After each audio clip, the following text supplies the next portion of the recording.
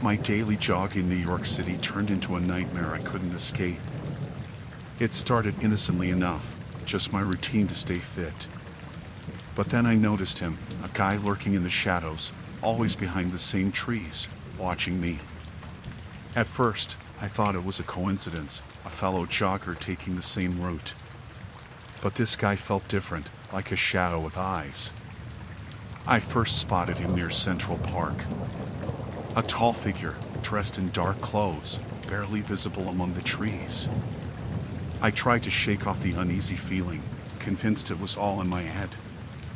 Maybe I was just being paranoid in this bustling city. Days passed, and the feeling persisted.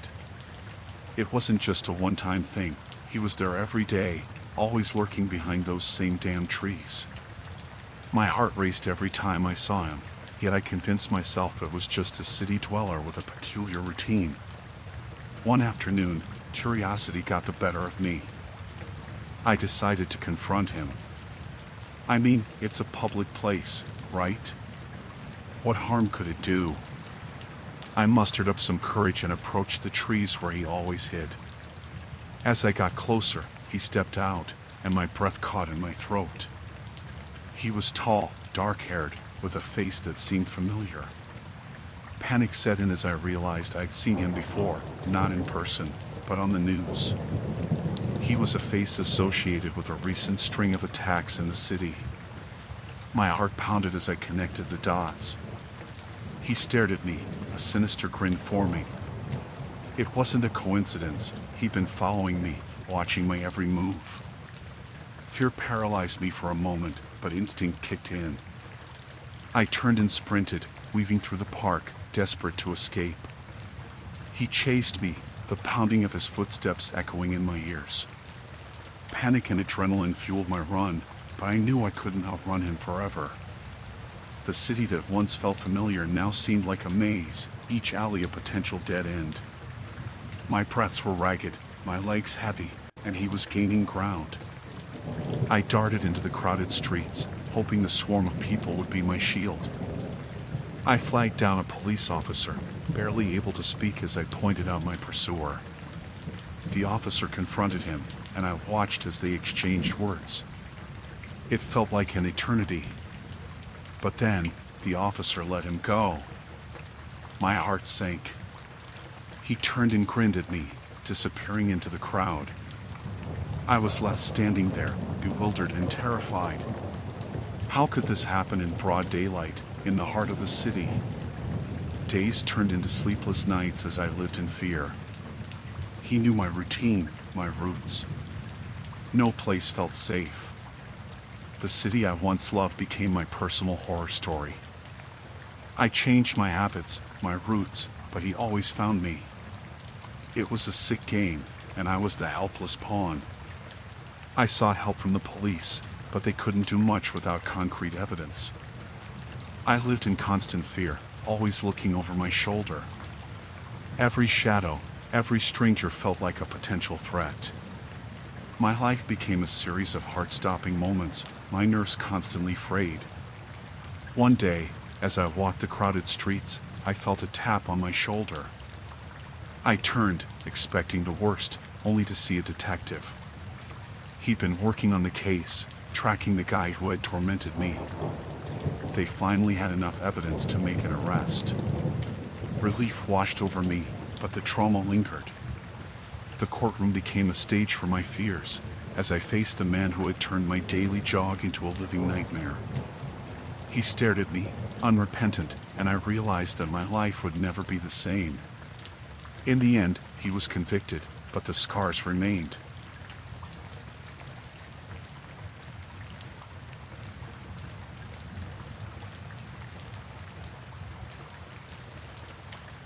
We moved into our new house in the quiet suburban neighborhood last month, eager for a fresh start. The place had this idyllic charm, white picket fences, and friendly neighbors. Everything seemed perfect until our mysterious neighbor started showing up uninvited. It all began innocently. One evening, the doorbell rang, and there she was, Mrs. Anderson, our next-door neighbor. She had this warm smile and claimed she just wanted to welcome us to the neighborhood. Seemed friendly enough, so we exchanged pleasantries and she left. But the visits became more frequent. Mrs. Anderson appeared at our doorstep during odd hours, sometimes with a plate of cookies or just to chat. It was becoming unsettling. We barely knew her, yet she acted like an old friend. One evening, she arrived with a homemade casserole. I appreciated the gesture but couldn't shake the feeling that something was off. Her eyes lingered too long, and her questions were too personal. It was like she was prying into our lives, wanting to know every detail. My unease grew, especially when she mentioned things she shouldn't know. She knew our schedules, where the kids went to school, and even what we did on weekends. I felt like our privacy was slipping away, and I couldn't understand how she knew so much. Late one night, as we were putting the kids to bed, the doorbell rang again. I hesitated but opened it to find Mrs. Anderson standing there, uninvited. She insisted she heard a noise and wanted to make sure everything was okay. It felt like an invasion, and I asked her to leave. Days turned into weeks, and her surprise visits persisted. I noticed her watching our house from her window. Paranoia set in, and my thoughts were consumed by this mysterious neighbor. I tried talking to other neighbors, but no one seemed to share my concerns. One day, she brought over a gift, a potted plant. I thanked her, but the sinister undertone remained. It was like she was marking her territory, claiming a space in our lives we weren't willing to give. Things escalated when I caught her snooping around our backyard. She claimed she lost her cat and thought it wandered into our yard. But something in her eyes told me it wasn't about a lost pet. She was watching us, studying our every move. I became paranoid, checking the locks multiple times a day. My children sensed my unease and asked why Mrs. Anderson kept coming over. I had no answers, just a growing fear that something wasn't right. One evening, as darkness settled, there was a knock on the door. My heart raced as I opened it to find Mrs. Anderson standing there, a chilling smile on her face. She handed me a handwritten note, inviting us over for dinner. I couldn't refuse, but my gut screamed danger. Dinner at her house was tense. She asked intrusive questions, and her eyes bore into us. I couldn't shake the feeling that we were being scrutinized, analyzed. As we left, she whispered something chilling, "I'm always here for you." That night, I couldn't sleep. The note, the constant presence, the invasion of our lives, it was too much. I decided to confide in another neighbor, hoping they'd experience something similar. To my shock, they said Mrs. Anderson was a widow, living alone for years. No cat, no family. My fears escalated. Was she a harmless neighbor trying to be friendly, or was she something more sinister? I started researching the history of the house, the neighborhood, anything that could explain her behavior. Late one night, I found a news article from years ago. Mrs. Anderson's husband had died in our house. The article hinted at suspicions of foul play but lacked concrete evidence. My blood ran cold. Was I living in a crime scene? The next day, I confronted Mrs. Anderson, armed with the newfound knowledge. She denied everything, claiming the article was sensationalized. But her eyes betrayed a hint of guilt, a darkness that couldn't be ignored. I contacted the police, sharing my concerns and the eerie history of our house. They promised to investigate, but every shadow felt like a potential threat.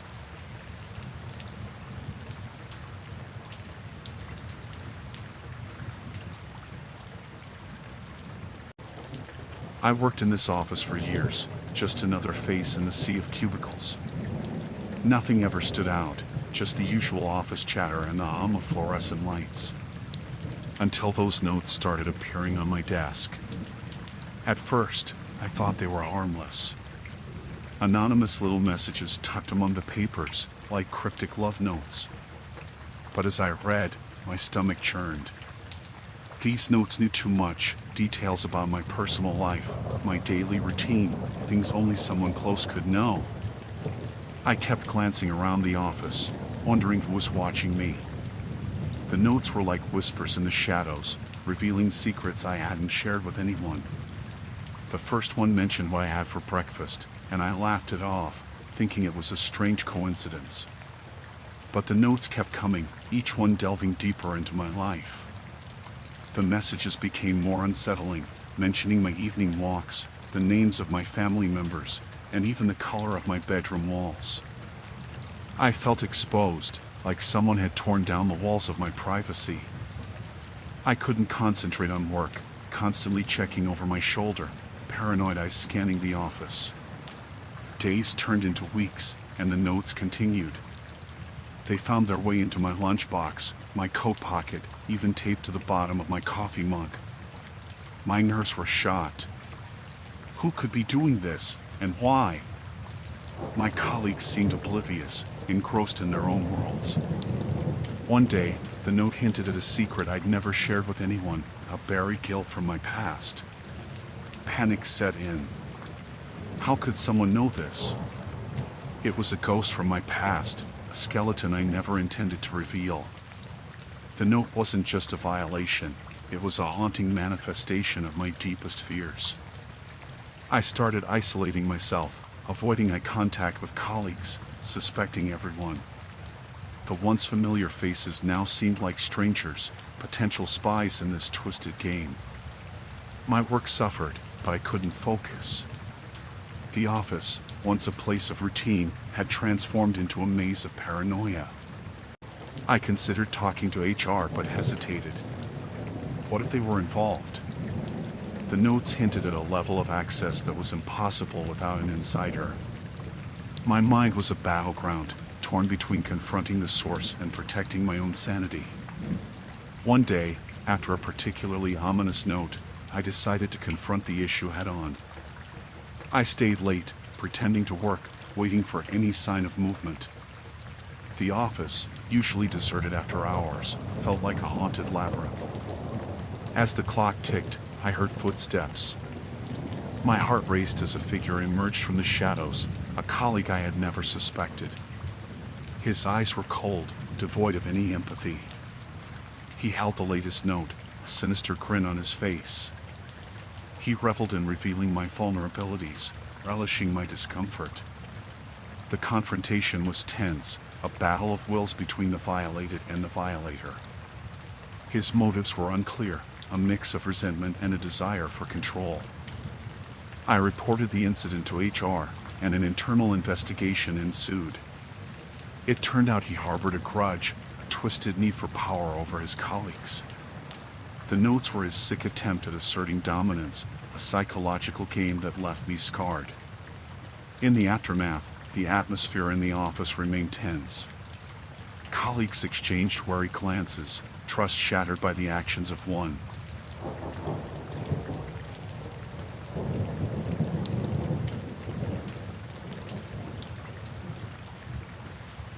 We were on a road trip, just me and my partner, cruising through the vast desert landscape. The sun was relentless, beating down on the car as we rumbled along the dusty highway. We saw him on the side of the road, a lone figure with a thumb in the air. A hitchhiker. He looked harmless enough, just a guy with a backpack, probably stranded in the desert heat. We decided to pull over, feeling a twinge of sympathy. As he climbed into the back seat, he flashed a grateful smile, his eyes hidden behind a mop of unruly hair. Small talk started, the usual traveler questions. Where are you headed? What's your story? He seemed friendly, telling us he was just trying to get to the next town. We exchanged pleasantries, nothing out of the ordinary. That's when things took a turn. As we drove, he began asking strange questions, prying into our personal lives. How long had we been together? Where were we staying tonight? His curiosity felt intrusive, like he was digging for something beneath the surface. We exchanged uneasy glances but brushed it off as quirky conversation. As the miles stretched on, he got quiet, staring out of the window as the landscape blurred by. That's when I noticed his hands, fidgeting nervously, like he was hiding something. My partner shot me a worried look, sensing the tension building in the confined space of the car. Then he dropped a bombshell, revealing he knew intimate details about our lives. Things we hadn't shared, secrets only we should know. Panic set in. How could he possibly know these things? The atmosphere turned thick with discomfort as the desert heat pressed against us. We decided to confront him, demanding an explanation. His demeanor shifted, a sly grin appearing on his face. He reveled in our discomfort, explaining that he had overheard our private conversations at a gas station earlier. The revelation felt like a violation, a breach of trust that left us on edge. As the sun dipped below the horizon, casting long shadows across the desert, we faced a dilemma. Do we kick him out in the middle of nowhere, or do we endure the unease until the next town? We opted for the latter, but the tension inside the car became palpable. His presence felt like a weight, an unwelcome passenger sharing our intimate space. He kept dropping hints about our personal lives, eerie details that sent shivers down our spines. We were caught in a psychological game, a battle of wits with a stranger who seemed to know us better than we knew ourselves. We reached the town, a small oasis in the vast desert, and pulled over. The hitchhiker thanked us with that same grateful smile, but his eyes told a different story.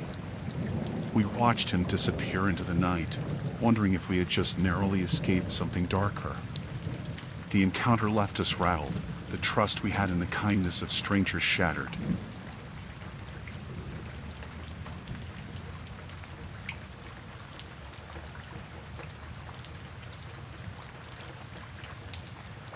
I was standing alone at the bus stop, just a teenager trying to get home after a late shift. The night was quiet, and the dim glow of the streetlight above barely illuminated the area. The bus was running late, and impatience gnawed at me as I checked my phone for the time. That's when I noticed him, a stranger approaching from the shadows.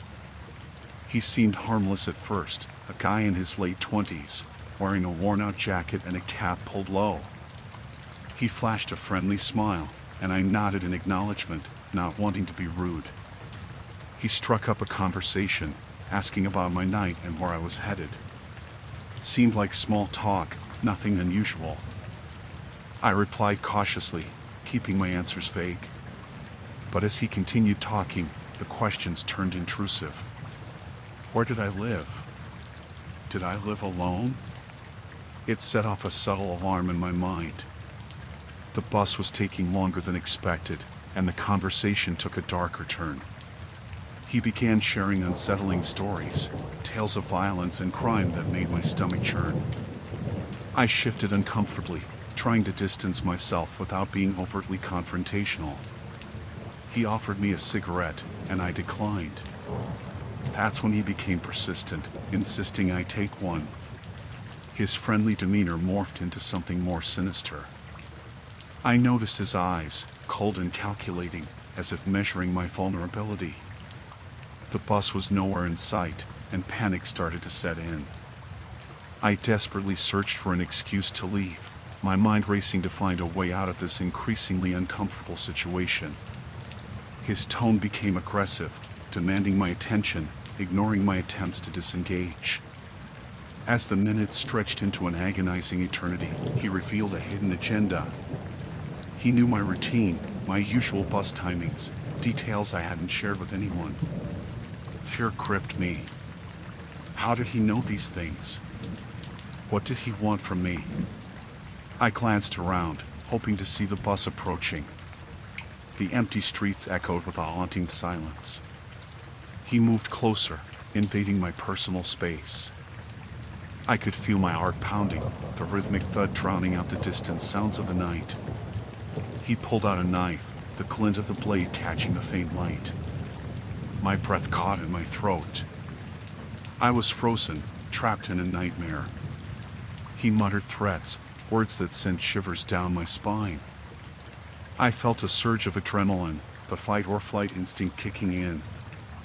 I mustered the courage to break free, darting across the empty street. The distant headlights of the bus finally appeared, a lifeline in the darkness. I sprinted towards it, my legs fueled by sheer terror. The doors opened, and I stumbled in, gasping for breath. As the bus pulled away, I stole a glance through the window. The stranger stood there, his malevolent gaze fixed on me. The bus driver, oblivious to the ordeal, continued the route. I sank into the seat, shaken to my core. The routine wait at the bus stop had morphed into a nightmarish encounter. The stranger, with his friendly facade, had revealed the darkest corners of his intentions. Every creak of the bus seemed ominous, and the ordinary journey home felt like an escape from the clutches of a predator.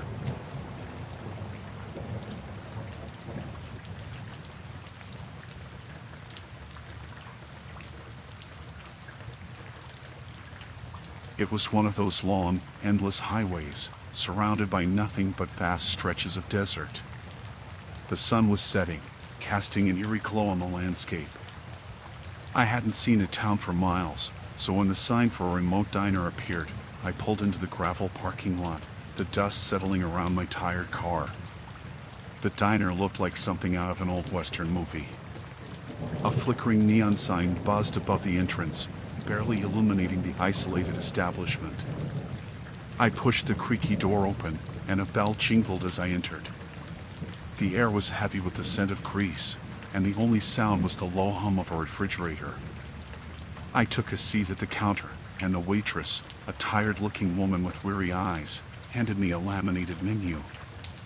I ordered a cup of coffee, hoping the caffeine would keep me awake for the long road ahead. As I sipped the lukewarm brew, a charismatic local sat on the stool next to me. He had that small-town charm, the kind that makes you feel like you've known the person your entire life. He struck up a conversation, asking about my journey and where I was headed. His name was Jack, and his easygoing demeanor put me at ease. We shared stories about life on the road, the kind of talk you have with a stranger who might as well be a friend. But then, the atmosphere shifted. Jack's friendly smile waned, and his gaze turned intense. He leaned in, whispering like he was about to reveal a secret. He spoke about me, not in general terms but in unnervingly specific detail. He knew things about my life that no stranger should. My heart raced as I wondered how this person, who I just met, could possess such intimate knowledge. He talked about my past, events, and experiences that I hadn't mentioned to anyone in years. It was as if he had a window into my soul, a portal to the depths of my memories. I felt exposed, vulnerable in a dimly lit diner, surrounded by strangers who seemed oblivious to the bizarre turn our conversation had taken. Jack's eyes gleamed with a knowing light, and I couldn't shake the feeling that he was holding some dark secret. He spoke of things that hadn't happened yet, a future that seemed predetermined and ominous. The hairs on the back of my neck stood up, and a chill ran down my spine as I listened to his unsettling revelations. I tried to brush it off, attributing it to coincidence or the ramblings of a small-town eccentric. But the more he spoke, the more I realized there was something deeper, something inexplicable at play. Jack wasn't just guessing or making lucky predictions, he was describing my life with an accuracy that defied reason. As he delved into my darkest fears and hidden regrets, I felt a sinking sensation in my stomach. The diner seemed to close in around us, the walls pressing closer as if absorbing the weight of the unsettling truths Jack revealed. I couldn't fathom how this stranger, in the middle of nowhere, knew the intricacies of my existence. Desperation set in, and I needed to escape the claustrophobic confines of the diner. I hastily paid for my coffee, leaving Jack behind with his enigmatic knowledge. The night outside was pitch black, the stars obscured by an overcast sky. I hurried to my car, the engine roaring to life as I sped away from that isolated diner and the charismatic stranger who had unraveled the fabric of my reality. The road stretched out before me, winding through the desolate landscape, The encounter with Jack haunted my thoughts, the unsettling revelations echoing in my mind. I couldn't shake the feeling that I had glimpsed something beyond the ordinary, something that defied the rational explanations of the world. As I drove through the night, the headlights cutting through the darkness, I couldn't escape the sense that I had brushed against a realm where time and knowledge intertwined in ways I couldn't comprehend.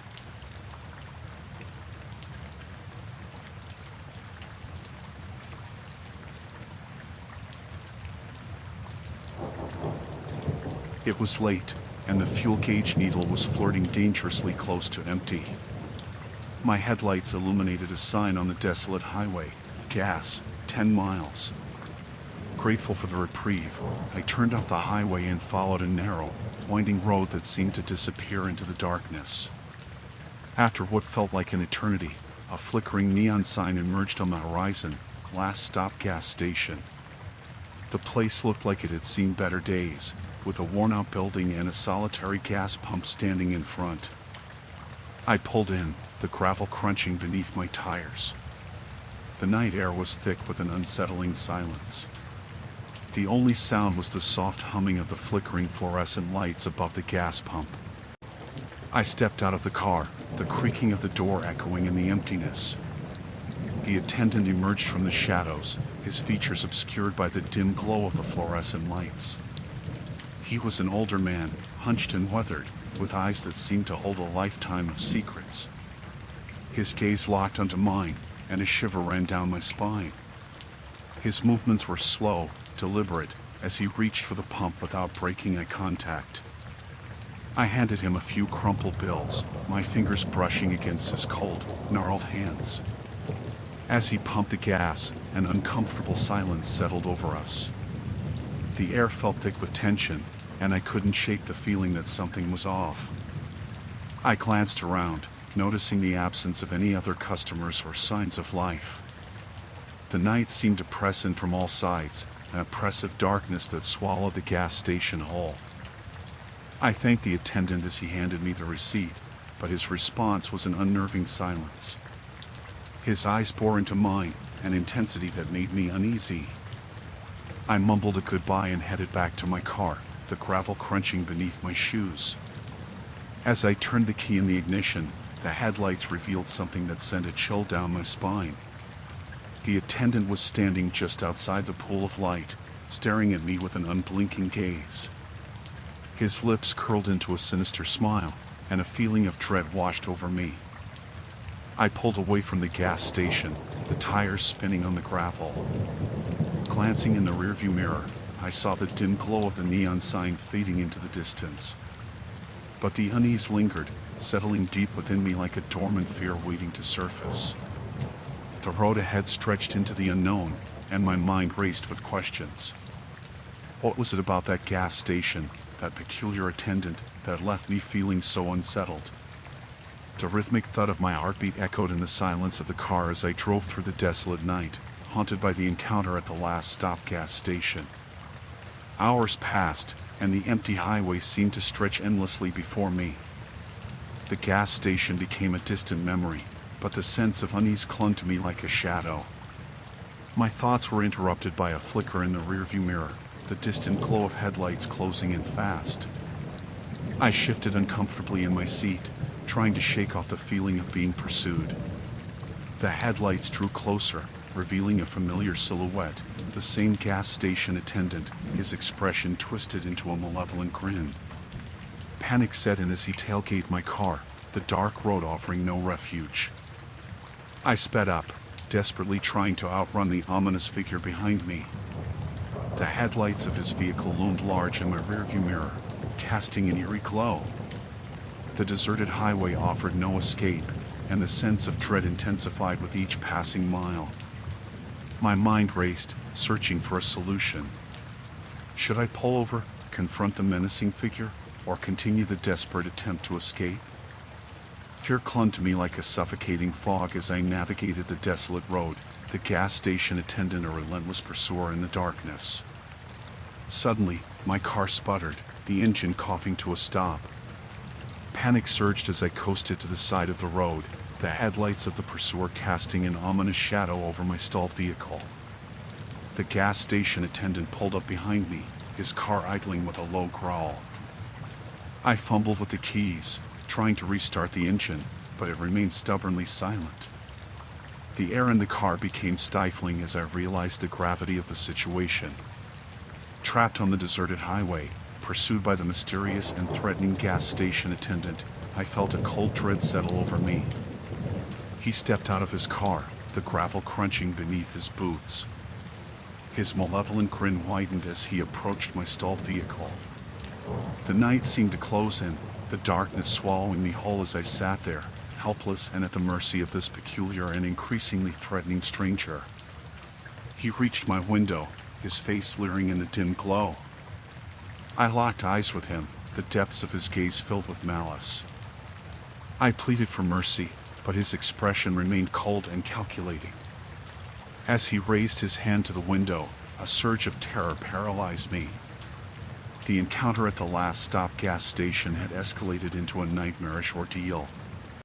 The once desolate highway now felt like a sinister trap, with the ominous figure outside my window representing a threat beyond comprehension. The seconds stretched into an agonizing eternity as the gas station attendant's hand hovered, a symbol of impending doom.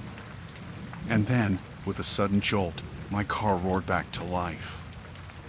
I slammed my foot on the gas pedal, the tires screeching against the asphalt as I sped away from the gas station attendant and the nightmarish encounter on that desolate highway. The headlights of his car faded into the distance, but the haunting memory of that peculiar and threatening figure stayed in my brain.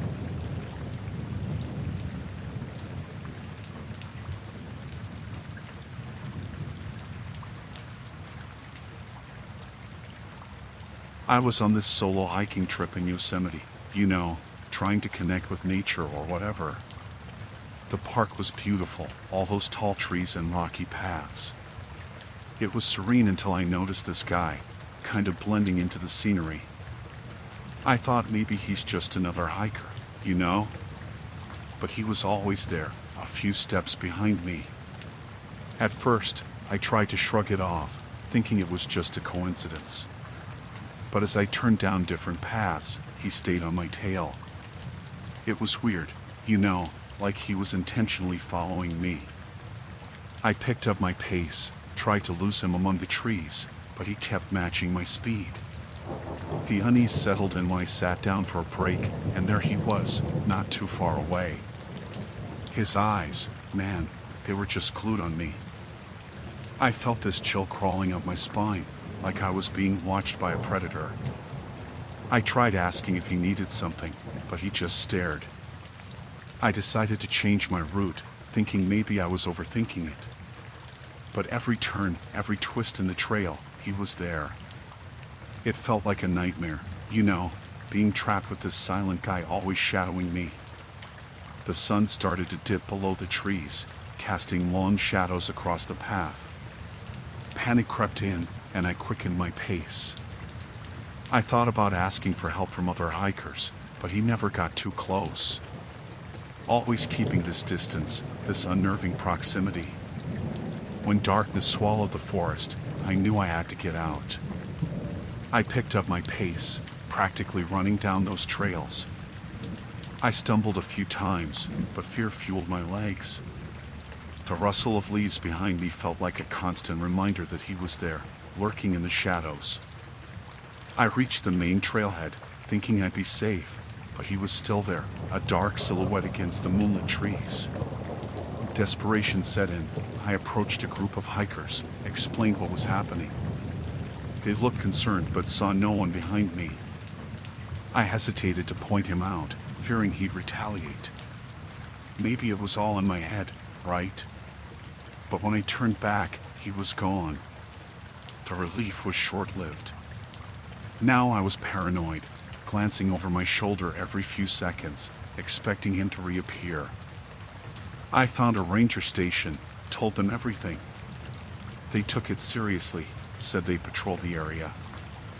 I felt a bit safer, But when I got back to my campsite, he was standing there, on the edge of the clearing, staring. I couldn't sleep that night. Every rustle, every twig snapping, I thought it was him closing in. I packed up at first light, got out of there. The ranger assured me they'd investigate, but I didn't stick around to see the outcome. I don't know who that guy was or what he wanted, but Yosemite, that place of beauty, became a landscape of nightmares for me.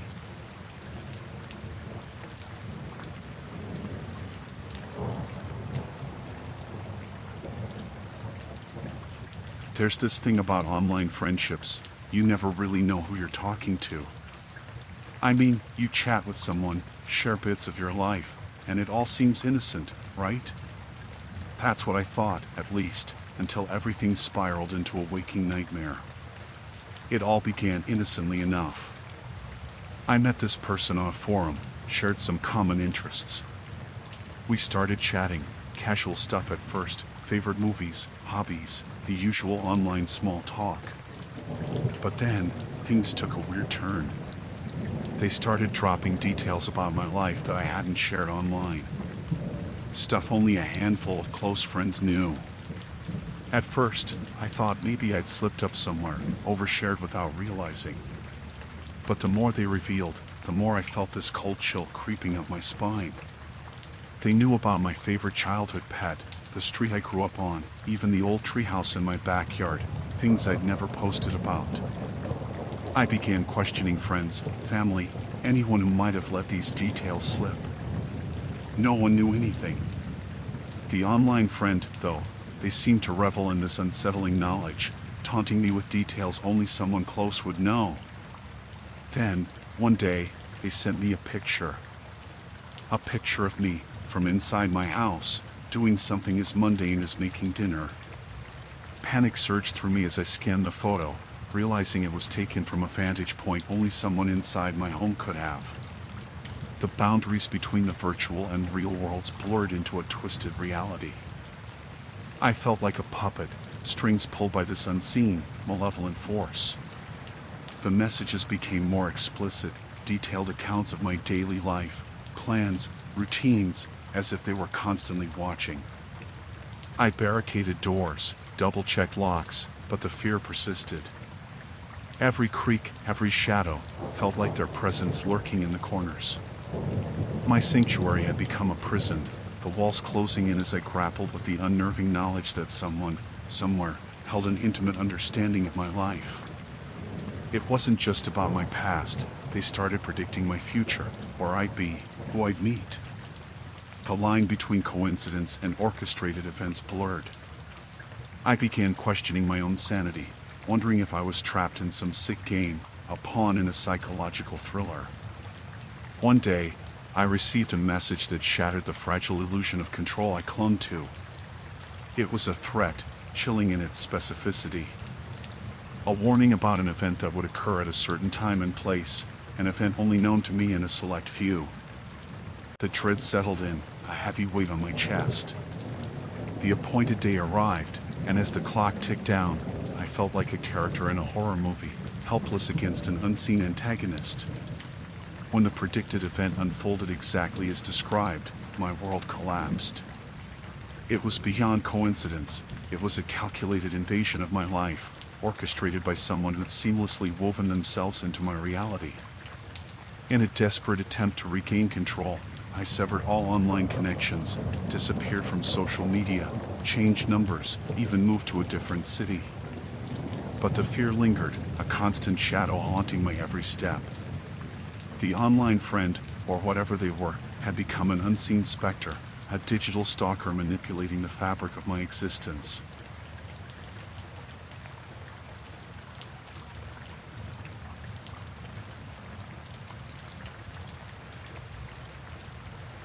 So, there I was, just trying to shave some minutes off my walk through the city. I thought this dimly lit alley would be a shortcut, you know, avoiding the crowded streets. Big mistake. As I turned into that narrow passage, I felt this chill, like something wasn't right. The uneven light barely cut through the darkness, casting these long, eerie shadows. I tried not to overthink it, you know, just a shortcut, but I heard footsteps behind me. Quick and deliberate, like they were matching my pace. I glanced back, and there he was, this guy. tall, wearing a hoodie that swallowed his face in shadows. I couldn't see his features, just this unsettling silhouette. My heartbeat picked up. I told myself not to panic, maybe he was just heading the same way. But those footsteps echoed louder, and I swear, they quickened when I did. I turned another corner, hoping to shake him off, but he stayed glued to my shadow. That's when I knew this wasn't just a coincidence. I was being followed. I tried to rationalize, maybe he had the same destination, but fear crawled up my spine. I could hear my breath, quick and shallow, mixing with those haunting footsteps. The alley seemed to stretch on forever, like a maze closing in. I picked up my pace, desperation clawing at me. Every turn I took, he matched, never saying a word. The silence felt heavy, suffocating. I felt this urge to scream, but my voice betrayed me. I was alone, trapped in this ominous alley with this stranger tailing me. I could see the exit, the faint glow of the streetlights at the end. My heart raced, fingers fumbling for my phone. I needed help, someone to know I wasn't alone. My hand shook as I dialed, my eyes never leaving that dark figure closing in. Hello? The voice on the other end, a lifeline in that ominous alley. I whispered, told them what was happening. They reassured me, told me to keep moving, that they were calling the police. I clutched the phone like a shield, glancing back. He was closer now, no longer just a silhouette. I could see the glint of something metallic, and my breath caught. My legs pumped harder. I could feel the sweat on my palms. My mind raced with worst-case scenarios, heart pounding in my ears. I burst out of that alley, into the blinding streetlights. The footsteps faded, replaced by the distant wail of sirens. My legs gave way, and I leaned against a building, gasping for air. The police arrived, asked questions, took my statement. They promised to patrol the area, find the guy. But as I walked away, the street no longer felt safe. Every stranger seemed to cast a shadow, and every alley held a lingering threat.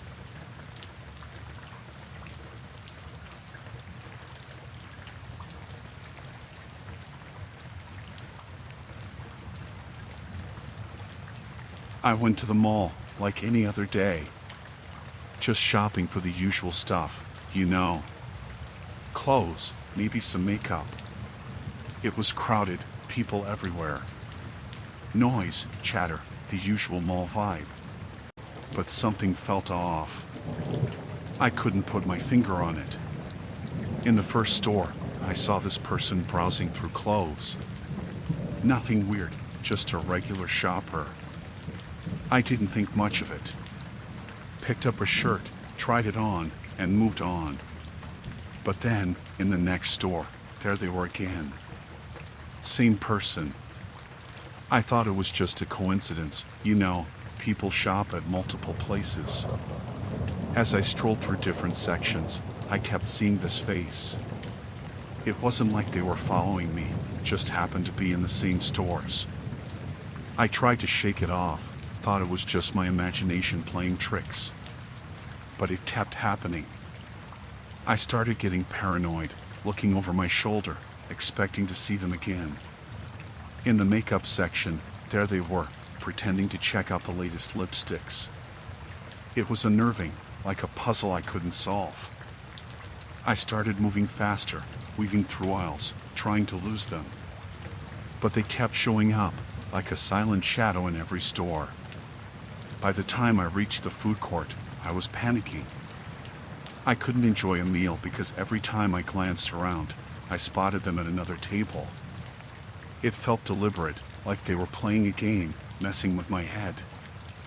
I couldn't concentrate, just kept checking, wondering if I was going crazy.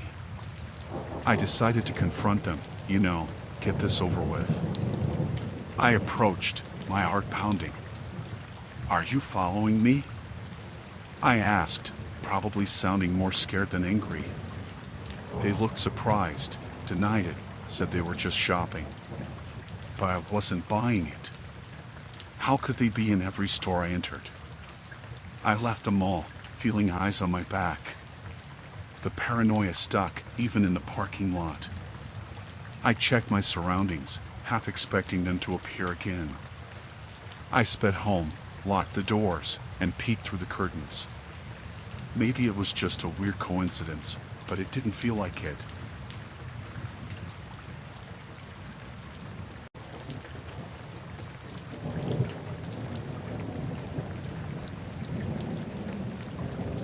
It was just another day, you know? Commuting to work, the usual grind.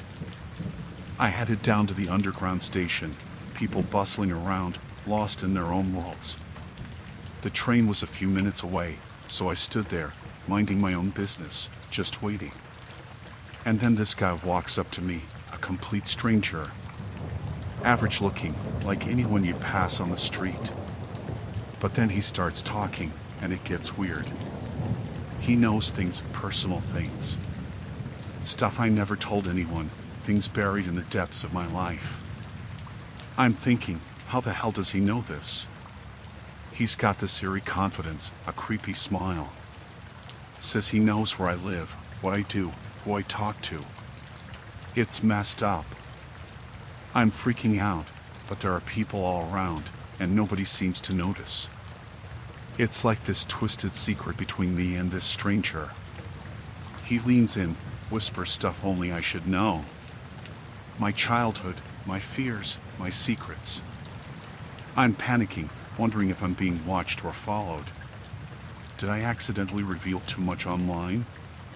But this isn't just internet info, it's personal, deep stuff.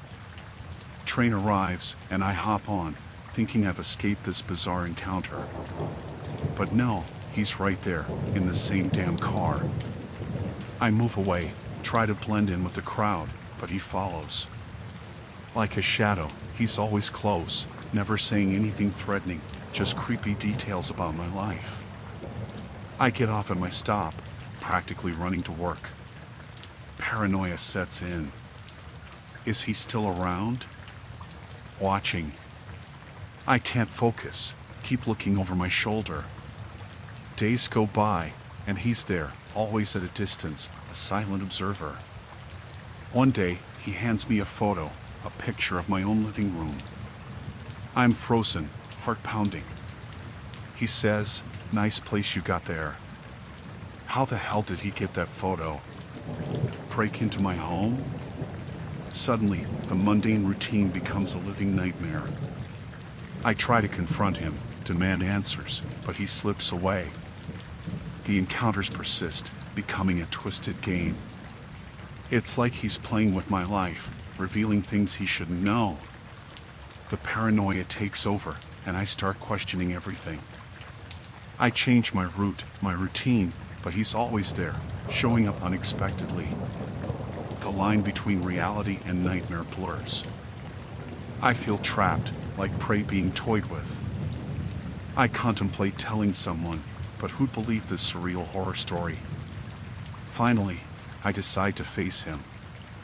I demand answers, and he smirks, saying, "I know you better than you know yourself." It's chilling, like a psychological horror movie. I try to shake him off, but he persists, always lurking in the background. One day, he hands me a file, my entire life documented, every detail, every secret. I'm horrified. How did he compile this? It's impossible. He whispers, "I told you, I know everything." The mundane commute turns into a descent into madness. I consider involving the authorities, but fear grips me. What if they can't protect me? What if they don't believe me? I'm trapped in a nightmare with this stranger who knows the darkest corners of my existence. The encounters continue, a relentless psychological torment. I don't know how to escape this waking nightmare.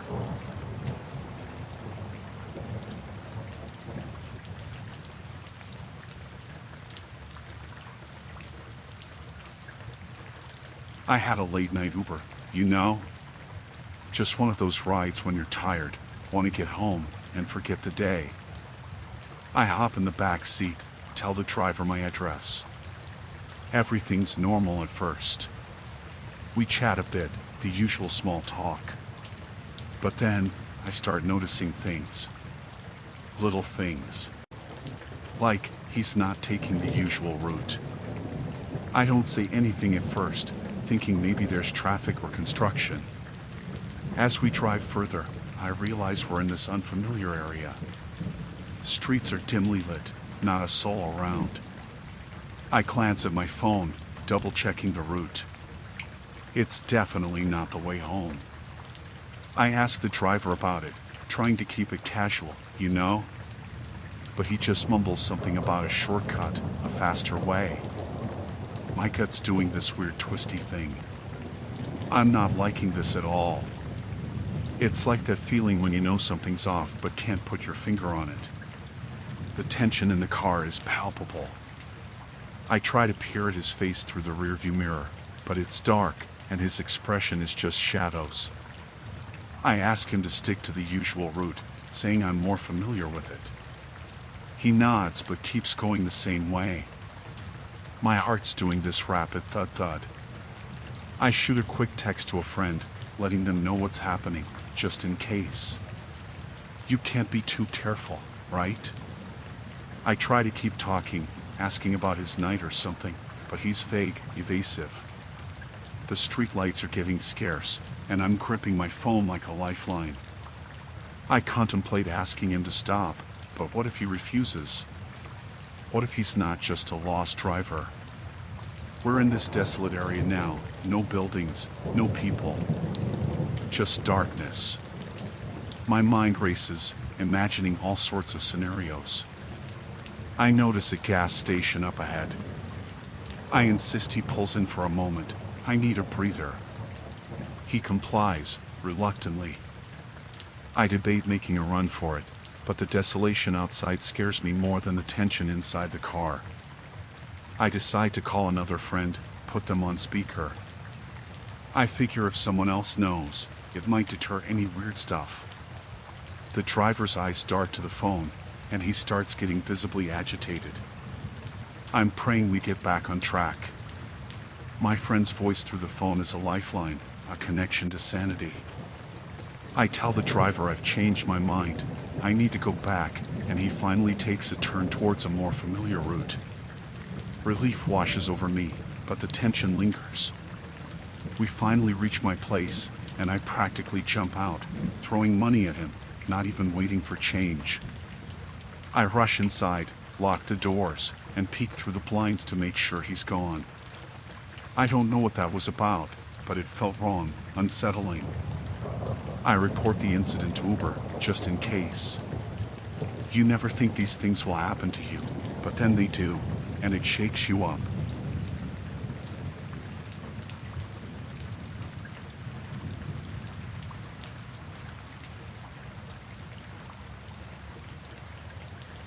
It was last summer. Me and Jenna decided to escape the city craziness and found this remote beach.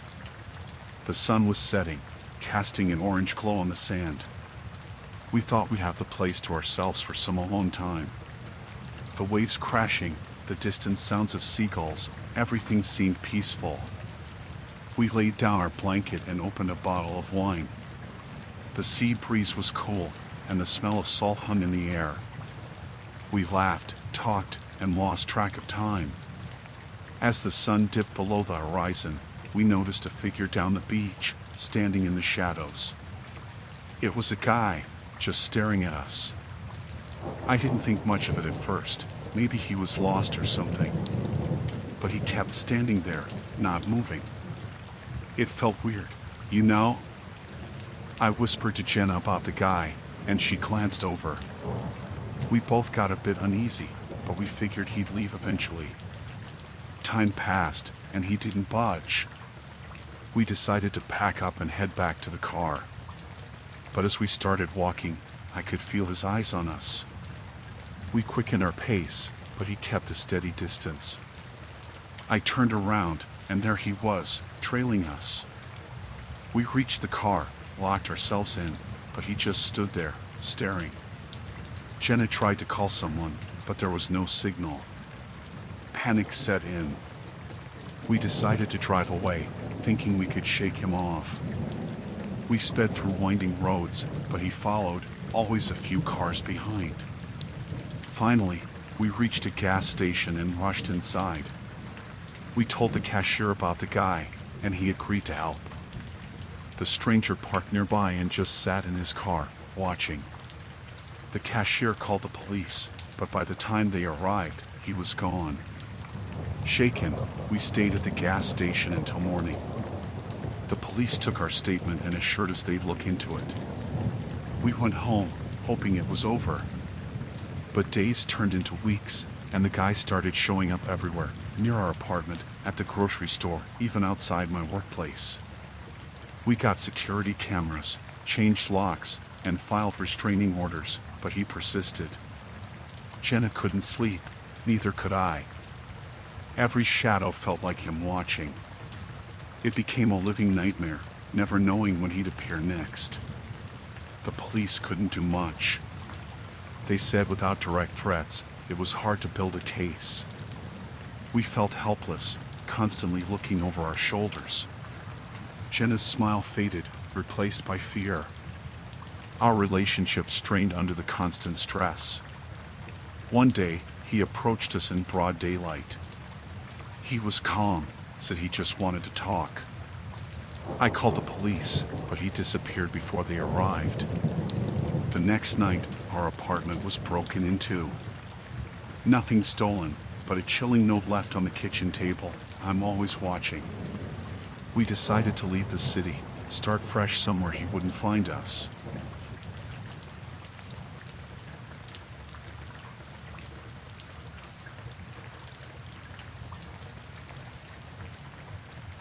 I was on a solo trip, exploring a new city. Checked into a random hotel, nothing fancy. Decided to grab a drink at the bar. It was dimly lit, a few people scattered around. I took a seat, ordered a beer.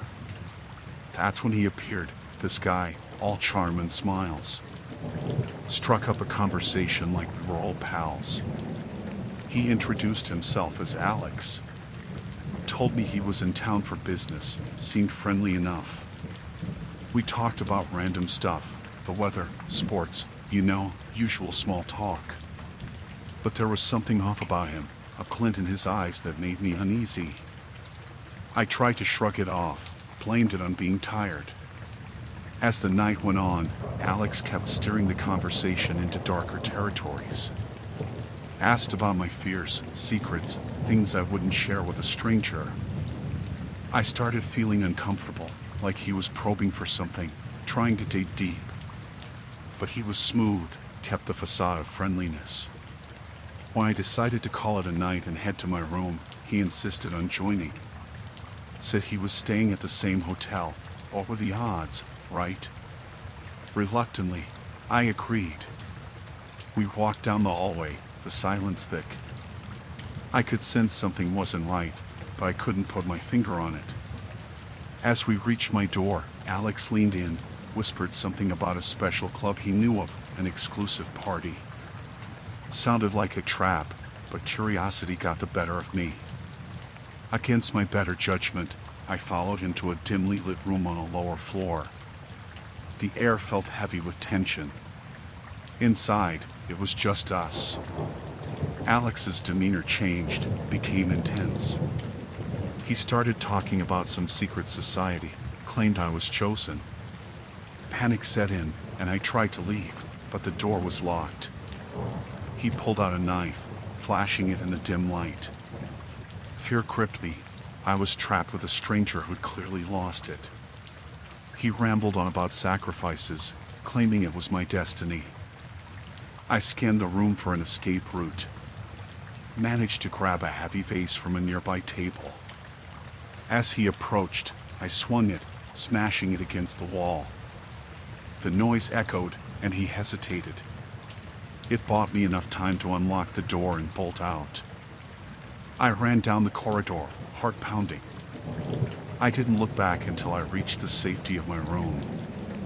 Locked the door, barricaded it with furniture. Called the front desk, told them everything. They called the cops. I waited, terrified, listening for any sign of him. The police arrived, searched the hotel. No sign of Alex. They took my statement, warned me to be cautious. Said they'd keep an eye out for him. I couldn't sleep that night, kept replaying the encounter in my head. Every sound made me jump. The city that seemed so inviting now felt like a nightmare. I cut my trip short, left the next morning.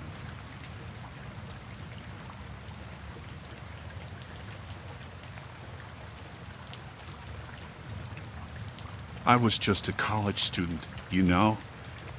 Just trying to survive lectures, assignments, the whole drill. Got myself a roommate, seemed normal at first. We shared a room, talked about classes, typical stuff. But things started getting weird. I'd catch him staring at me, just this intense gaze. Creeped me out. Thought maybe he was just socially awkward or something. Then, I started noticing strange sounds at night, like whispers or rustling. Roommate said he was on the phone, but who talks in hushed tones for hours? One day, I find this locked box under his bed. Dude's secretive, and it piques my curiosity. What's he hiding? I start paying more attention, trying to piece things together. He's always getting mysterious packages, and the air in our room gets tense when he opens them. One night, I'm up late studying, and I hear him on the phone again. This time, he's arguing. I catch phrases like "it's not safe" and "you're putting us at risk." My heart's pounding, wondering who's on the other end and what risk they're talking about. I decide to snoop a bit, you know? Just to ease my paranoia. When he's out, I check that locked box. It's filled with documents, passports, cash, and a burner phone. Red flags waving everywhere. Who needs all that shady stuff? I confront him about it, and he brushes it off, says it's a misunderstanding. But then, I notice he's following me, like everywhere. It's like I can't escape his gaze. I start fearing for my safety. Who knows what kind of stuff he's involved in? One day, I overhear him talking about some operation, using words like extraction and elimination. My mind's racing. Am I in danger? What did I stumble upon? I debate going to the authorities, but what if he finds out? It's like being trapped in a nightmare. I start keeping a journal, documenting everything, just in case. Paranoia takes over, and I can't trust anyone. He knows something's up, tension thickens in the room. I dread being alone with him. One evening, he leaves in a hurry, forgetting his phone. I seize the chance, dig through his messages. Cryptic conversations, coded language. It's like he's in some covert operation. I feel like I'm living in a spy movie, but it's my life, you know? I reach out to a friend, spill everything. We decide to approach campus security, and they involve the police. It's terrifying, wondering if he'll retaliate. The investigation unfolds, and turns out he's part of some underground network. Human trafficking, illegal dealings, the whole dark underworld. They arrest him, and I'm left with this lingering fear. What if there are repercussions? What if his network comes after me? The normal college life I envisioned shattered by the reality of living with a stranger who was part of something sinister.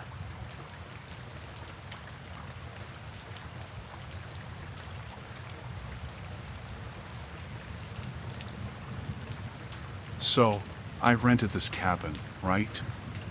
Seemed like a cozy getaway, nestled in the woods, far from the hustle and bustle. Perfect. But let me tell you, things got real creepy, real fast. The place looked straight out of those nature shows, trees everywhere, silence that almost felt heavy. But the first night, it started. I hear footsteps outside, just rustling leaves, you know? Thought it was a deer or something, but it didn't feel right. Like I could sense eyes on me. During the day, all seemed normal. I'd go hiking, explore the woods, breathe in the fresh air. But the nights, man, the nights were another story. I'd lie in bed, and that's when it got weird. Shadows moving outside the window, like someone pacing back and forth. I peeked out, but there was nothing. Just darkness. Every now and then, I'd spot a flicker of light, like a distant flashlight. But the nearest neighbor was supposed to be miles away. It played tricks on my mind, you know? Like someone was messing with me. I'd convinced myself it was just my imagination, but deep down, that feeling of being watched lingered. One day, I noticed a camera near the entrance. Odd, right? I mean, it wasn't in the listing pics. Checked with the Airbnb host, they claimed it was for security. Security? In the middle of nowhere? Red flags started popping up, but I brushed it off.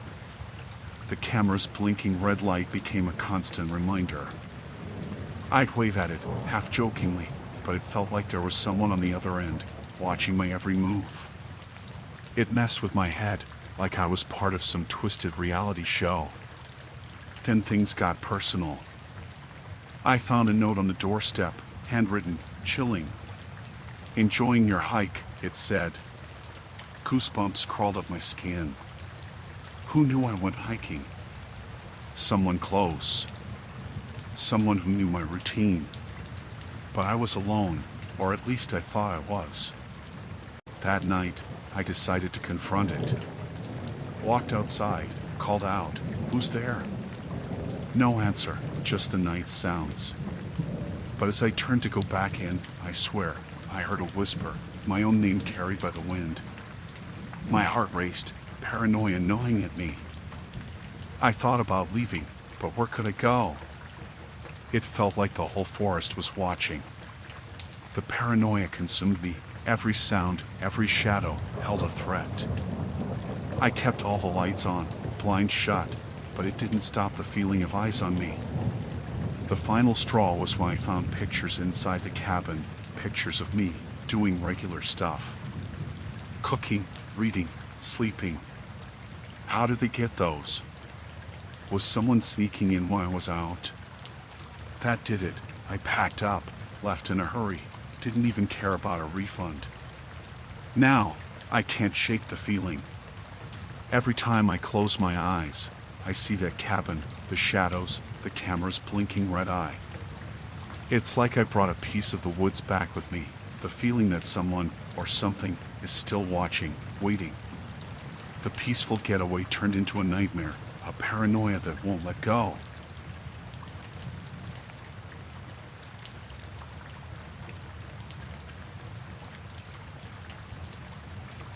So, there I was, just another passenger on this red-eye flight, you know? Thought it would be a routine journey, some napping, maybe a bit of in-flight entertainment. But let me tell you, this one turned into a whole different story. So, we're cruising along, and I spot this guy across the aisle. Average looking, nothing too weird at first. But as the hours ticked by, things took a turn for the bizarre. He kept fidgeting, constantly checking his watch like he was running out of time or something. I figured, maybe he's just nervous about flying. Happens to the best of us.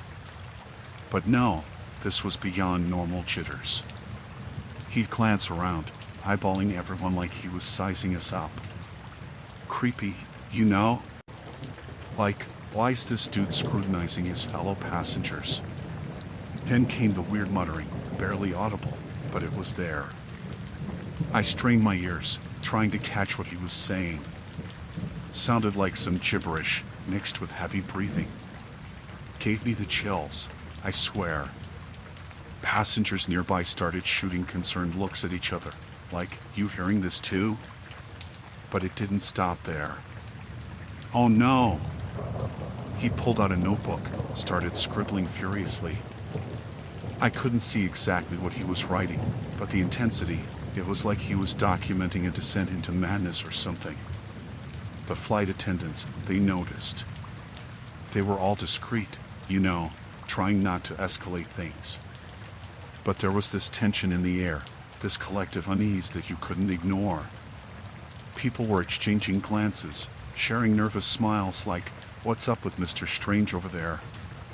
As we hit some turbulence, the guy got even weirder. He gripped the armrests like his life depended on it, muttering even faster. At one point, he shot up, started pacing up and down the aisle. Flight attendants had to intervene, ask him to take his seat. But it wasn't your usual "please return to your seat," sir scenario. It was more urgent, more tense. And then, out of nowhere, he started talking to himself, loud enough for everyone to hear. Something about shadows and time running out. It made my skin crawl. Passengers exchanged glances, fear etched on their faces. I shot a look at the flight attendants, but they wore expressions of concern too. Nobody knew what to make of this guy. As we descended for landing, he clutched the armrests again, his face a mask of terror. The whole cabin was on edge. You could feel it, this collective anxiety, like we were all trapped in some Hitchcockian nightmare at 30,000 feet. Finally, when we touched down, he bolted out of his seat like his life depended on it. People watched, still frozen in that "what just happened" moment. Flight attendants rushed to catch up, whispered conversations with the pilot. The whole thing was a mess. Once we disembarked, I never saw that guy again. Probably a good thing, But that flight, man, it was like being stuck in a horror movie at 35,000 feet. And to this day, I can't shake the memory of that unsettling traveler, his bizarre behavior turning a routine red-eye into a claustrophobic nightmare.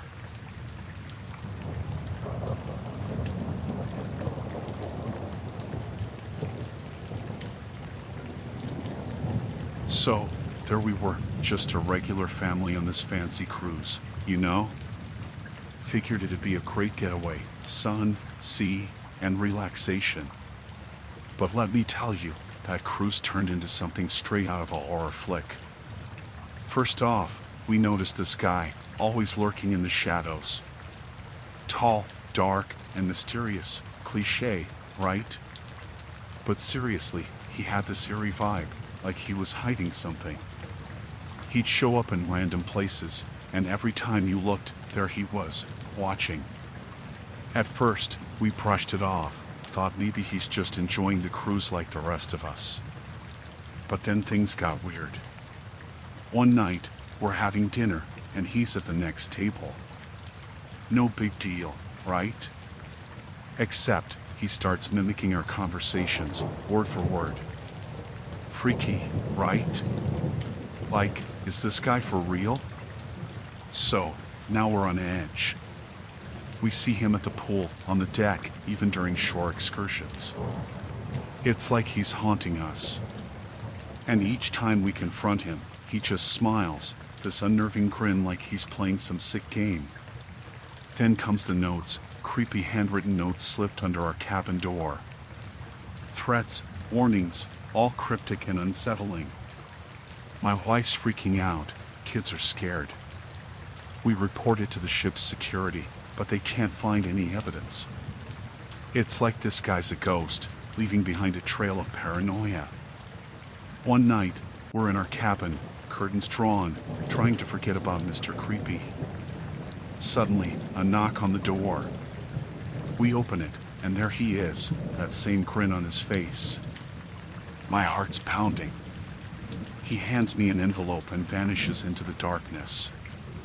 Inside the envelope, there's a picture, our family, on the ship, taken that very day. How did he get this? We're in the middle of the ocean, for crying out loud. Panic sets in. We decide to lock ourselves in the cabin, scared to even go out.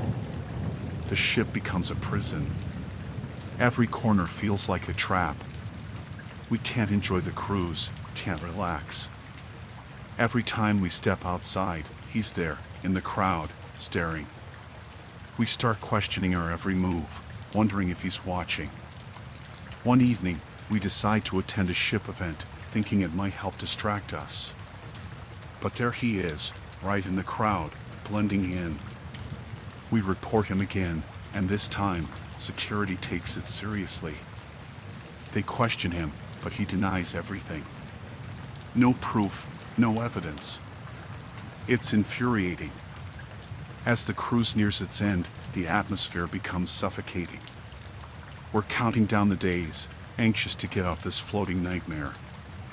We don't know what this guy's deal is, stalker, psychopath, who knows?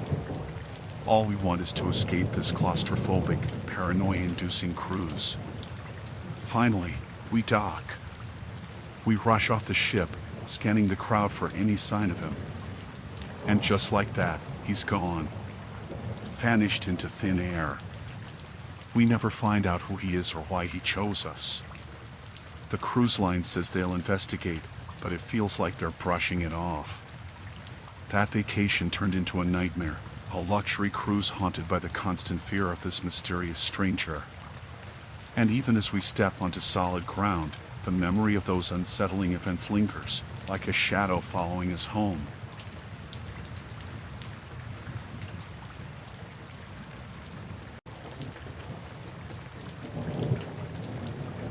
So, there I am, just minding my own business at the farmer's market, you know? It's all lively, people hustling and bustling, fresh veggies, the whole deal. I'm checking out some tomatoes, trying to decide which ones to grab, when I get this feeling. You know, that prickly sensation on the back of your neck. Like someone's watching you. I shake it off, thinking maybe I'm just being paranoid, but as I move through the market, I notice this guy. Middle-aged, nondescript, blending into the crowd, but he's always there, lurking in the background. At first, I think it's just a coincidence, you know, people shopping, doing their thing. But this guy, he's not shopping. He's watching me. I change my route, weave through the stalls, but he keeps pace. Now, I'm getting uncomfortable. Why is this guy tailing me at a farmer's market of all places? I pick up my pace, duck into a crowded area, thinking I'll lose him. But nope, he's right behind me, eyes locked on me like I'm the main act in his personal show. So, I decide to confront him. I turn around, ask him flat out if he's following me. He denies it, says he's just shopping. Shopping? This guy doesn't have a single bag in his hands. I call him out on it, but he just shrugs and walks away, disappearing into the crowd. Now, I'm on edge. I try to shake it off, keep shopping, but everywhere I go, he's there. A distant figure, always watching. It's like a game. I start weaving through the market, taking unpredictable turns, but he's always a few steps behind. I approach the market security, tell them what's going on. They say they'll keep an eye out, but there's not much they can do. Great, right? I'm stuck in this market with a silent watcher, and security can't do squat. As I move towards the fruit section, he gets bolder. He starts getting closer, not hiding anymore. I can feel his eyes burning into my back. I try to lose myself in the crowd, blend in, but he's relentless. I'm clutching my shopping bag like a lifeline. I decide to leave, hoping he won't follow me out of the market. But as I head towards the exit, there he is. Staring. I can't shake this feeling of dread, like something's about to snap. I pick up my pace, practically running now, weaving through the market stalls, desperate to get away. I glance back, and he's right there, mirroring my every move. Panic sets in. What does this guy want? Is he dangerous? I spot a security guard, approach him, tell him what's happening.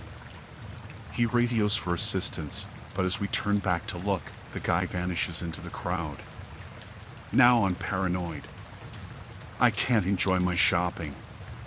Every corner I turn, I expect to see him again. I try to lose him in the maze of stalls, but it's like he knows my every move. It's not just a farmer's market anymore. It's a twisted game of cat and mouse. I decide to ditch my groceries, head straight for my car. But there he is, standing by my vehicle. How did he get there so fast? I freeze, heart pounding. He stares at me, this unsettling grin on his face. I run back into the market, seeking help. The security guard escorts me to my car, but there's no sign of the guy. I lock myself in, glance around before finally speeding away.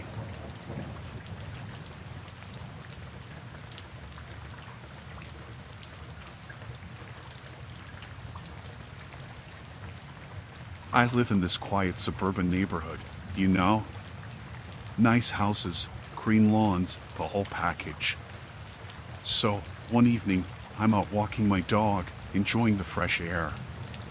Everything's normal, kids playing, neighbors gardening. Just the way it should be. But then, I start noticing this guy. He's nondescript, blends into the background. At first, I don't think much of it. Maybe he's a neighbor I haven't met yet, you know? But day after day, I see him. Always a few steps behind, like a shadow. I'm thinking, okay, coincidence, maybe. But he's there every time I step out. So, I start changing my routine. Different times, different routes. But no matter what, there he is, trailing me like I owe him something. I get this gut feeling, this prickly sensation. It's like a silent alarm, telling me something's off. I start feeling watched, scrutinized. One day, I confront him. I turn around, ask him what's going on. He looks surprised, like he got caught with his hand in the cookie jar. Denies it, says he's just taking a walk too. Yeah, right. I'm not buying it, not for a second. But I don't want trouble, so I let it slide. The next day, he's still there. I try to shake it off, continue with my routine. Maybe it's all in my head, you know? But the unease lingers. I'm hyper-aware now, looking over my shoulder every few seconds. Who is this guy? Why won't he leave me alone? Days turn into nights, and he's always there, lurking. I'm paranoid now, jumping at shadows. It feels like I'm being hunted in my own neighborhood. What does he want? I rack my brain, wondering if I've seen him before, but no recognition hits me. I tell my husband, and he's concerned. We decide to involve the police. They listen, take a report, but without any real threat, there's not much they can do. I'm on my own, living in this constant state of fear. Every rustle of leaves, every distant footstep, sets me on edge. One night, I catch a glimpse of him near my backyard. I'm done. I can't take it anymore. I don't feel safe in my own home. I decide to stay at a friend's place, hoping he'll lose interest. But he follows. Everywhere. It's like I can't escape this nightmare. I change locks, add security measures, but it's futile. He's persistent, a dark presence in my life.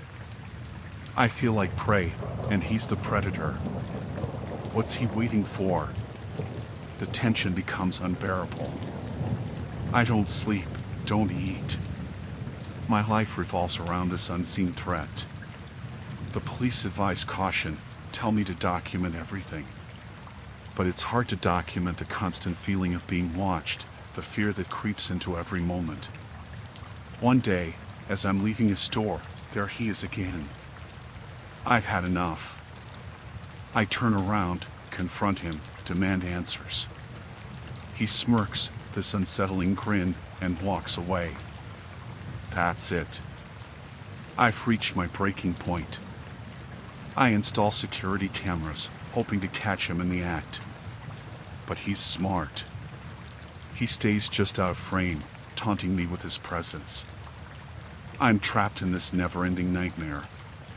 My once peaceful neighborhood is now tainted with fear. I've become a prisoner in my own life.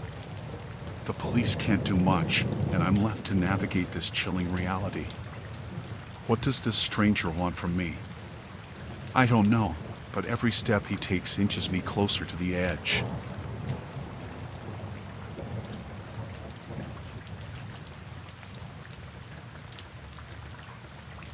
So, this happened last year when my husband was away on a business trip. I was home alone, just watching TV, trying to chill. The doorbell rang, and I thought, who the heck could that be at this hour? It was already dark outside. I opened the door, and there was this guy standing there, dressed like a salesman or something. He had a briefcase and a big, fake smile plastered on his face. Said he was selling some cleaning products. I wasn't interested, told him politely, no thanks, not today. But he didn't leave. He kept pushing, saying his products were special, the best in the market. I was getting creeped out, you know? Like, why wouldn't he just go away? I told him again, more firmly this time, that I wasn't interested. He started getting really insistent, like he needed to come in and show me the products. I told him no again and tried to close the door, but he put his foot in the way. That's when I felt a shiver down my spine. I didn't like the way he was looking at me, this intense stare like he was sizing me up. I mustered up some courage and told him to leave, that I was going to call the cops if he didn't. He backed off finally, but as he walked away, he said something that made my blood run cold. He mentioned details about me, things he shouldn't know. Like, how did he even know my name? I slammed the door shut, locked it, and called my husband, freaking out. Told him about the creepy salesman and what he said. My husband told me to call the police immediately, so I did. They said they'd send someone over, but that it might take a while. I sat there, waiting in the dark, feeling vulnerable. Then, I heard tapping on the window.